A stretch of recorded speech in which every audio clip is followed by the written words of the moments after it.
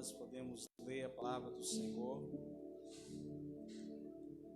Nós estamos começando uma série, Finais de Todas as Coisas, os últimos dias, Mateus 24, verso 37 até o 39, nós vamos ler.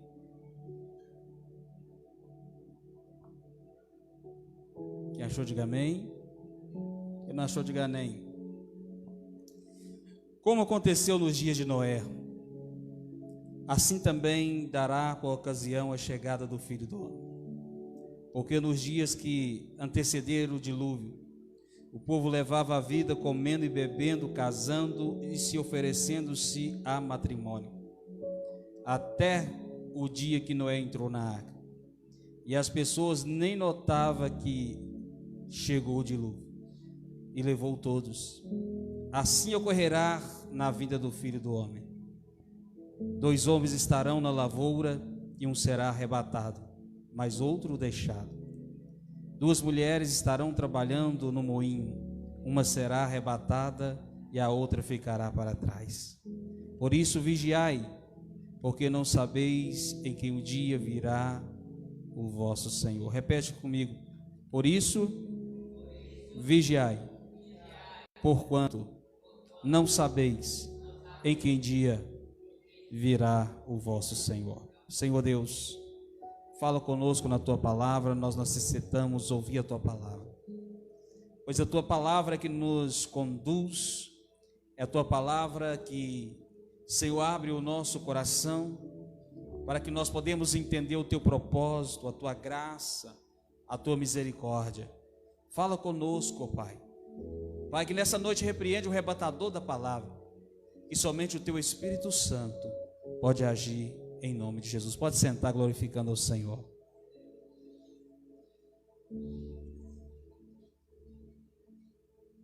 Queridos, Mateus, no capítulo 24, aqui Jesus, ele traz um sermão para os seus discípulos, e os discípulos então, querendo saber quais sinais antecedia a volta de Jesus. E Jesus então, ele traz essa passagem de Noé, que ele está dizendo como foi nos dias de Noé, também será nos dias atuais. Para os irmãos entender, Jesus está dando um grande exemplo, porque na época de Noé não chovia, não havia dilúvio, e o Senhor então chama Noé no particular, e o Senhor fala para o servo Noé dizendo: olha, constrói uma arca, porque vai descer um grande dilúvio. Só aqueles que entrarem dentro desta arca poderão se salvar desse dilúvio. Então, enquanto Noé apregoava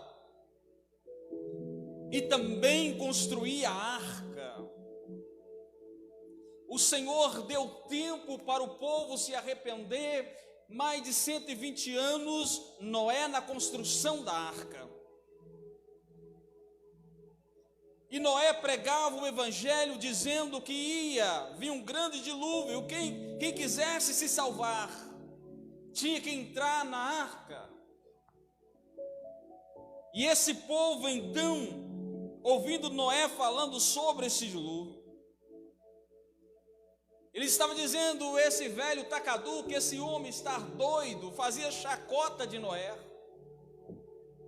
ignorava o que Noé estava falando, não dava crédito às palavras que Noé estava pregando, alertando aquele povo. E o Senhor dizia que na época de Noé ele se comparou às pessoas, se casava, as pessoas iam para a festa, as pessoas se davam em casamento, noivava, as pessoas levavam a vida normal, como se nada poderia acontecer de mal.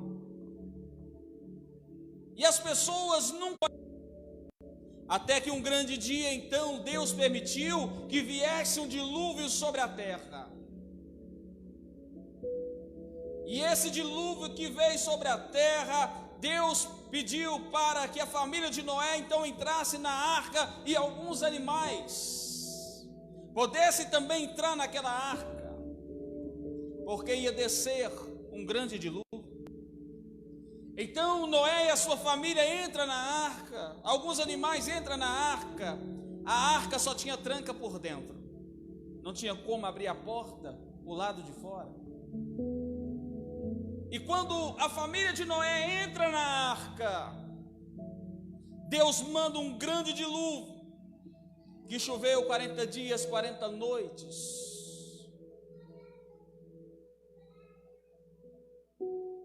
E muitas pessoas tentando se salvar, talvez tentando abrir a porta da arca.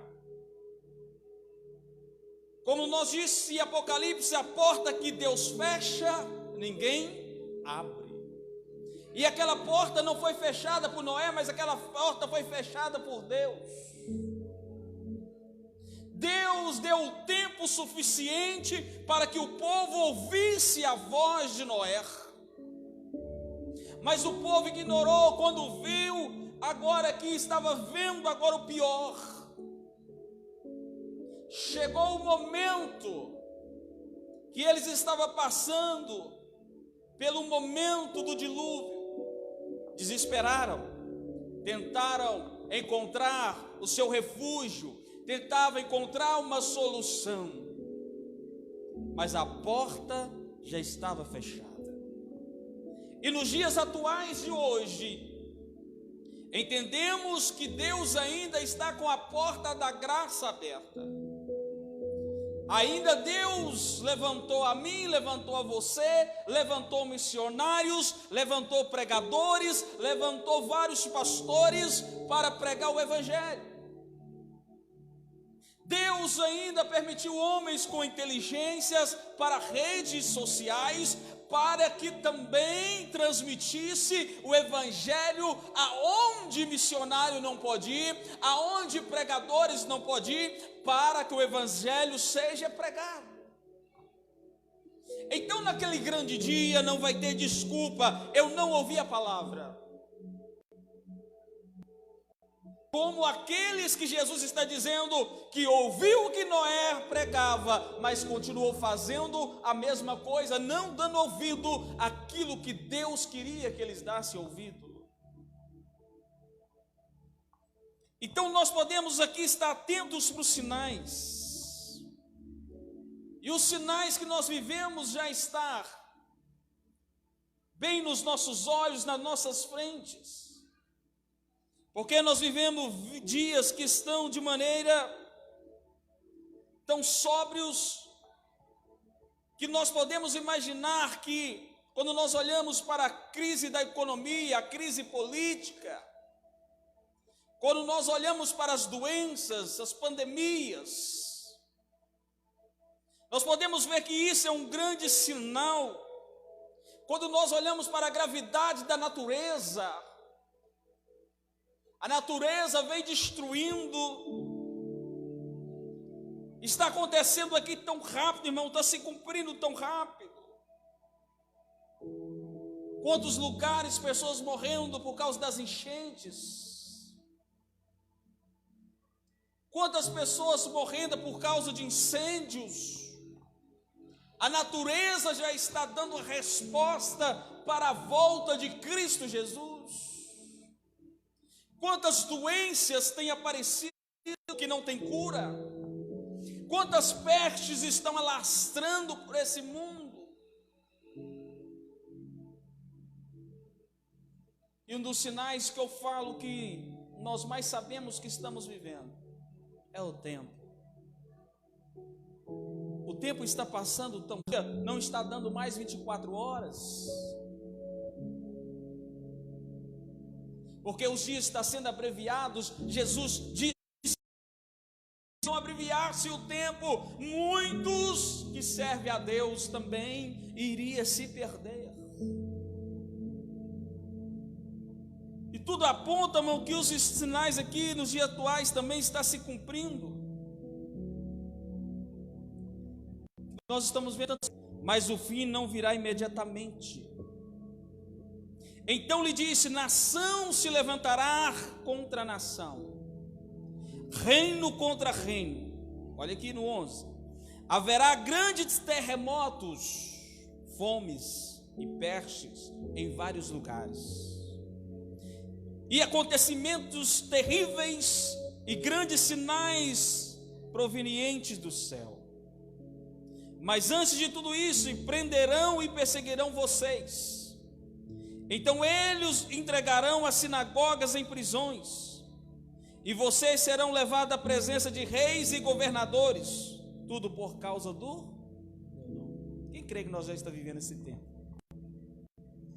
Quantos já está levando em presença de governadores, sendo preso por causa de presidente, governadores, por causa do Evangelho de Cristo? Nós estamos vivendo esse tempo. Guerras, rumores de guerras, estamos todo dia vendo na televisão. Uma guerra da Rússia mais a Ucrânia, que está guerreando, bombardeando todos os dias. E nações contra nações. E o próprio reino contra reino. Estão dividindo o reino, guerreando contra o próprio reino. Quando Deus está falando sobre, Jesus está falando sobre rumores de guerra, irmãos, são isso que nós estamos vendo. Nós estamos pensando assim: olha, vai demorar muito. Mas você ouve rumores, olha, que tal país vai entrar com tal país vai entrar, rumores de guerras.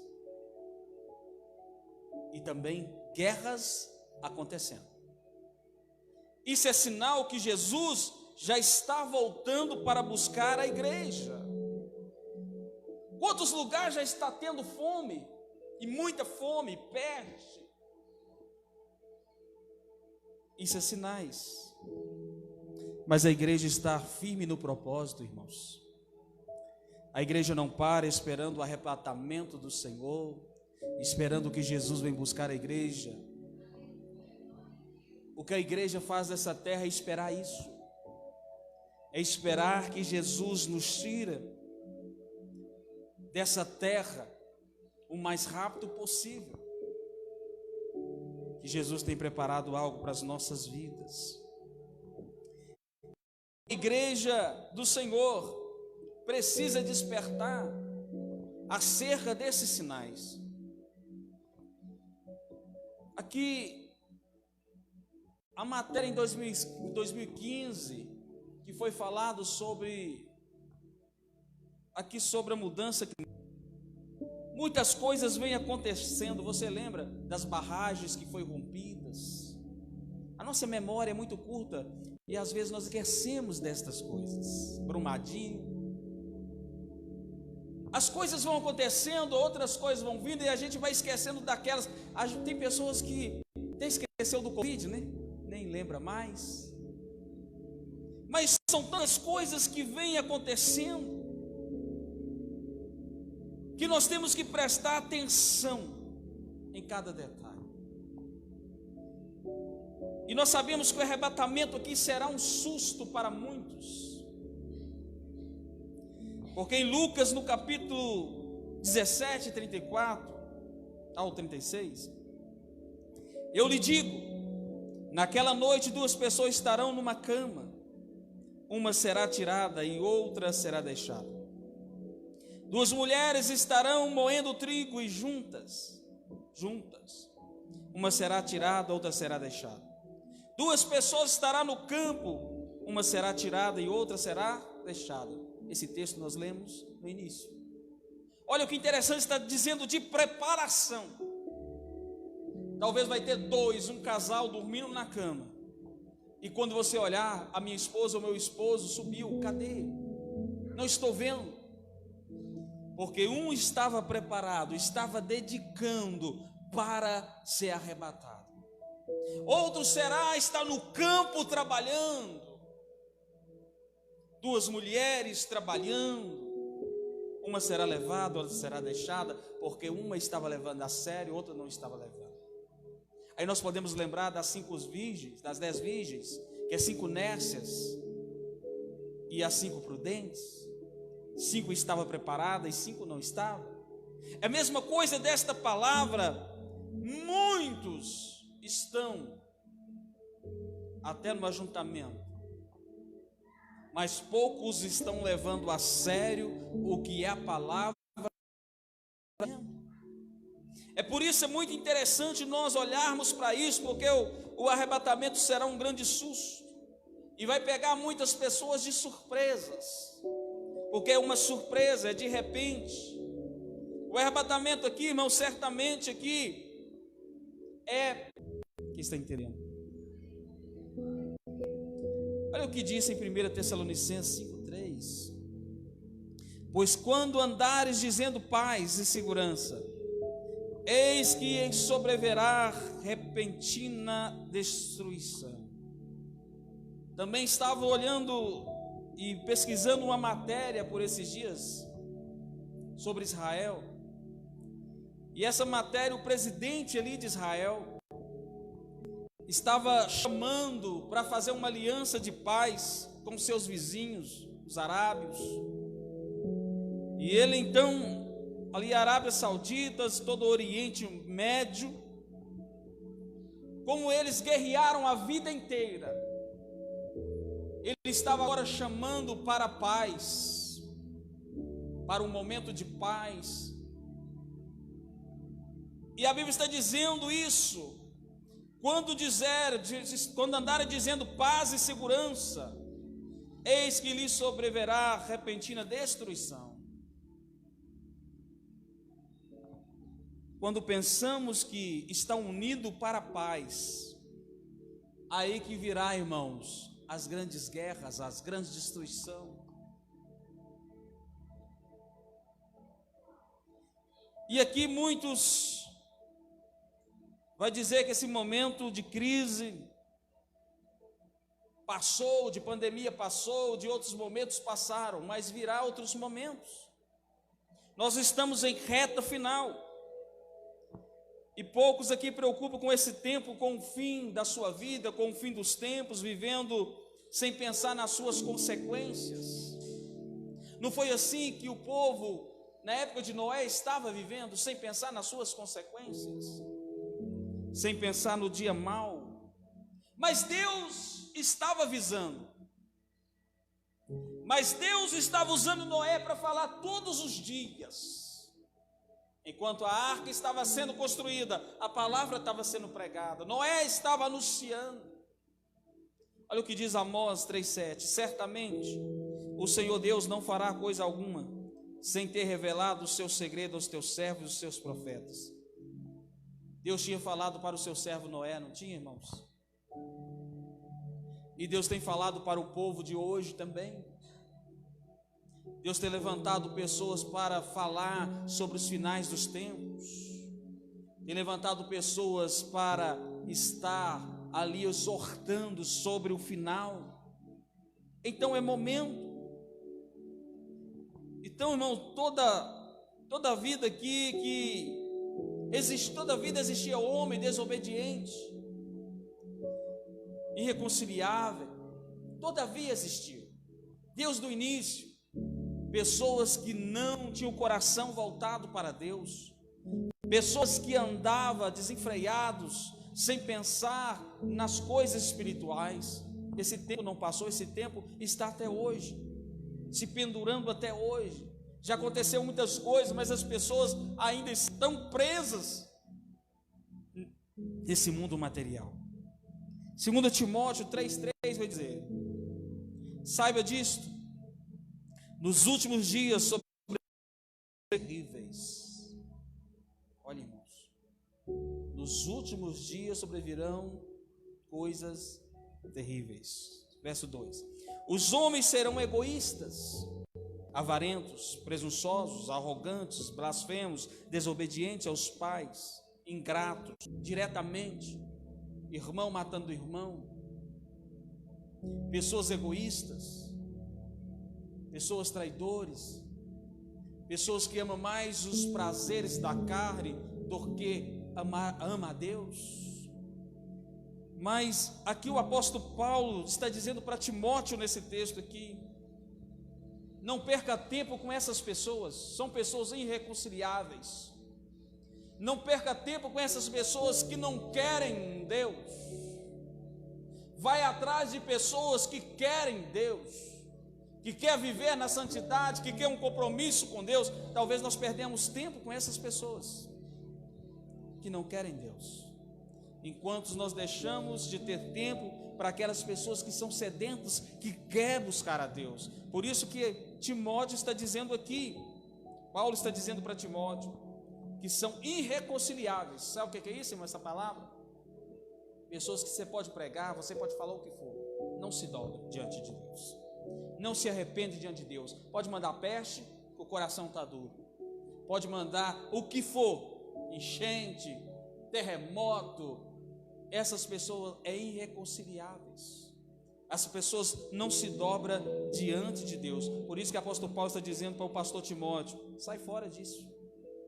Eu acho mais bonito aqui, irmãos, que existe uma classe aqui de pessoas aqui no mundo, que a própria Bíblia, ela diz que são filhos do diabo. Felizmente, a Bíblia mesmo diz que essa classe são filhos do diabo. O que diz aqui em João 8:42? Disse-lhe Jesus: se Deus fosse o pai de vocês, vocês me amariam, pois eu vim de Deus e agora estou aqui. Eu não vim por mim mesmo, mas Ele me enviou. Ó, a primeira parte. Disse-lhe Jesus: se eu fosse pai de vocês, vocês me amariam. Então, a primeira coisa, demonstrar amor por Deus, por Jesus.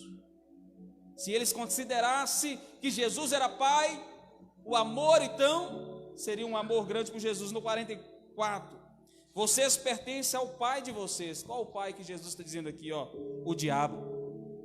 E querem realizar os desejos dele. Então Jesus está dizendo: ó, vocês estão realizando todo o desejo do diabo. Tudo que ele está oferecendo, vocês estão fazendo. Jesus está dizendo para essa classe: ele foi homicida desde o princípio e não se apegou à verdade, pois não há verdade nele. Quando mente, fala da sua própria língua, pois o mentiroso é o pai da mentira.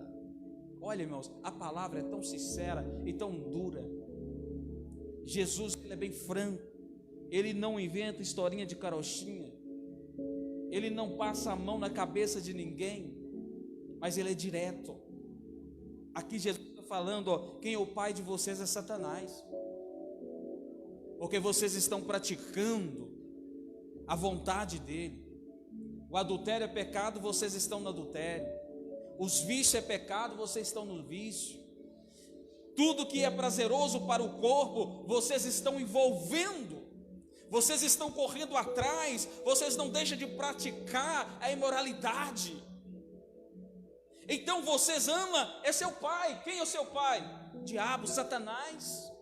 É isso que Jesus está dizendo aqui, que muitos aqui, irmãos, não estavam dando ouvido à palavra de Jesus, não acreditavam nas palavras de Jesus. Jesus estava pregando, mas eles não estavam se importando, eles estavam olhando para os desejos carnais. Quem está entendendo, irmãos?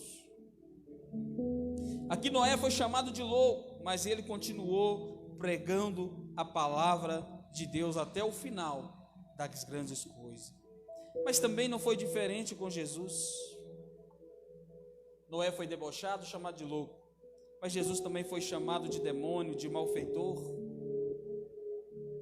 Foi chamado Beelzebub. Até Jesus foi chamado de comer a sua vida, a sua família, depois a sua mente. Ele vem para destruir a família e atacar a sua mente. O diabo, ele age na mente do ser humano, dizendo que uma outra a mesma coisa. Você compra um carro do ano, quando você vê, você está insatisfeito, depois você já quer comprar outro carro. Nada satisfaz, nada dá prazer. A única coisa que dá prazer o homem é Jesus Cristo, é servir a Jesus de todo o coração. E cada dia cresce mais a ganância, as pessoas matando por causa de dinheiro, por causa de poder, por causa de herança, brigando por causa de uma cadeira importante. Nós estamos vivendo o aumento da sensualidade, e cada vez que conquista, quer mais, quer mais, quer mais. A divisão dentro das igrejas, grupinhos dentro da igreja, dividindo, causando divisão, o diabo entrando e ali influenciando pessoas para destruir a igreja. Então nós temos que vigiar nisso aí, irmãos. Então nós devemos, para nós finalizarmos aqui, eu quero falar uma coisa antes. O aumento dos escândalos. Nos dias de hoje, quantos estão escandalizando, irmão? Você abre a internet, as pessoas dizendo que é profeta, pessoas brincando com o evangelho. Deus diz para não tomar o nome dele em vão, e pessoas brincando, criticando. Então nós estamos vivendo um período que os falsos profetas se levantou, se titulando apóstolos, pastores, missionários, profetas. E essas pessoas, você vê por aí muitos que estão extorquindo as pessoas. A Bíblia fala que os falsos profetas, eles iam tirar a lã das ovelhas.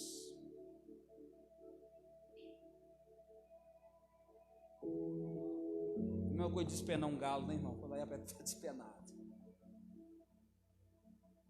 Esses são os falsos profetas que veio para extorquir, para tirar a lã das ovelhas, para se dar bem, enquanto o evangelho não é pregado, enquanto a palavra do arrependimento não tem dentro da igreja, enquanto a palavra de mudança de caráter não tem dentro da igreja, enquanto agora não prega sobre o pecado, sobre mudança de vida, mas sim a teologia da prosperidade. E você vai ter.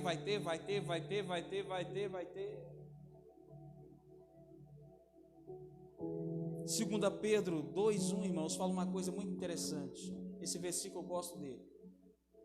E também houve entre vós, entre o povo, falsos profetas, como entre vós haverá. Então está dizendo, houve lá atrás, aqui também haverá. Também falsos doutores, que introduzirão encobertamente heresias da perdição, e negarão o Senhor que resgatou, trazendo sobre ti a mesma repentina de perdição. Mas o versículo chave, irmãos, está aqui no verso 3.